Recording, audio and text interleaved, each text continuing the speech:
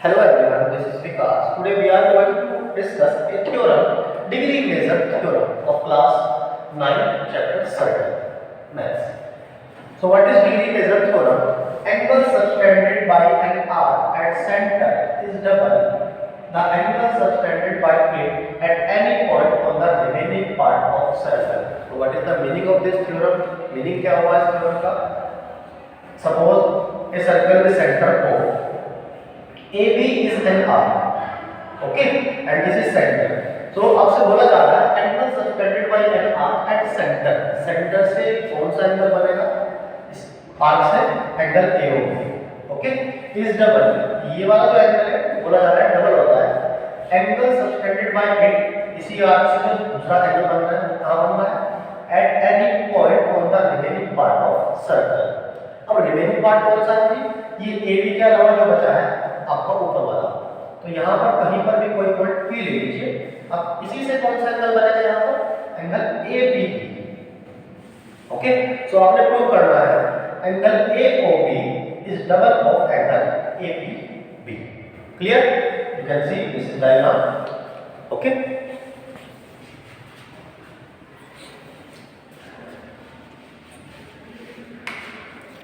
okay, so given is written here a circle with center O, AB is an arc and PB any point on its boundary. Okay, to show we have to prove here. क्या prove करना था हमें? Angle AOB is twice of angle APB. We have to prove this result.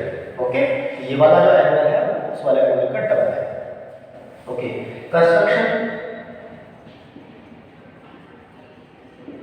We will prove this theorem by using exterior angle property concept. तो इसलिए हमें क्या करना पड़ेगा? कंस्ट्रक्शन करनी पड़ेगी. P से O को हम इसको ज्वाइन करेंगे और इसको थोड़ा सा आगे एक्सटेंड कर देंगे क्योंकि एक्सटीरियर एंगल बनाना है हमें. Okay, join PO and produced it to point Q. Q तक इसको प्रोड्यूस कर दिया. Now yes, we know very well. Yes, by exterior angle property.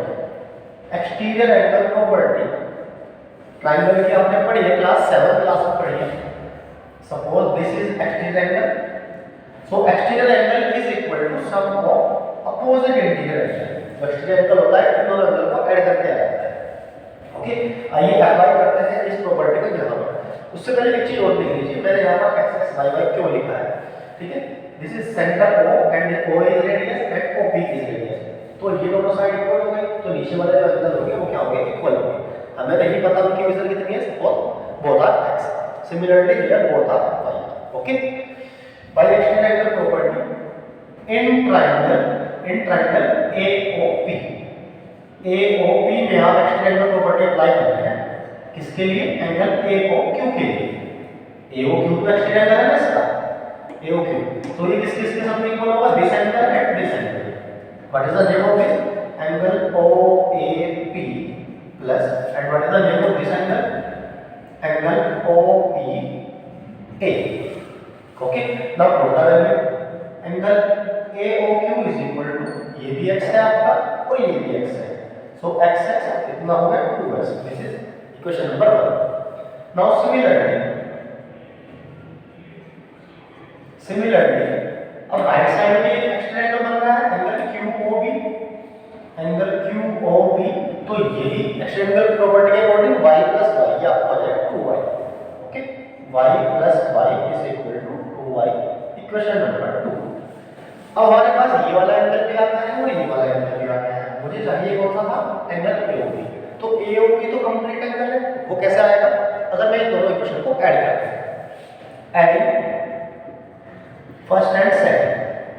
When we will add first and second, so we will find angle AOQ plus angle QOB is equal to, here it was 2x and it was 2y.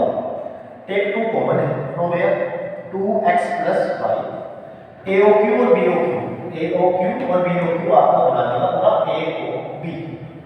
So it will give angle AOB and twice of angle x plus y see from the diagram x plus y is forming angle APB. Angle APB चलिए as prove, यही तो result आपको prove करना था.